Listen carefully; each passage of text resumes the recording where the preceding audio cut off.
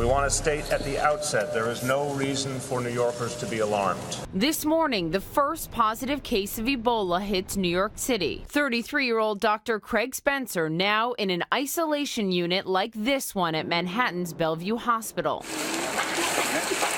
Dr. Spencer returned to New York after treating Ebola patients in Guinea last Friday, though doctors say he wasn't symptomatic until yesterday. October 14th, Dr. Spencer flies from Guinea to Brussels, Belgium, arriving at New York's JFK airport 3 days later, showing no symptoms during his journey. On Tuesday, Spencer feels tired and fatigued. He was self-monitoring for symptoms, taking his temperature twice a day, but without a fever, he goes out in public. Wednesday, he goes on a 3-mile run, eats at a restaurant, and visits the popular park, the High Line.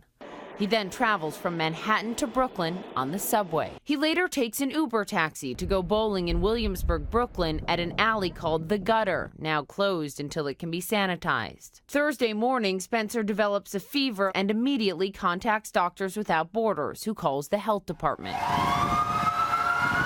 That afternoon, he is rushed to Bellevue Hospital and put directly in isolation, later testing positive for Ebola. Authorities reiterated Thursday that careful protocols were followed smoothly at every step. And for New Yorkers, the risk is, quote, close to nil. He was not symptomatic at that time. He had no fever.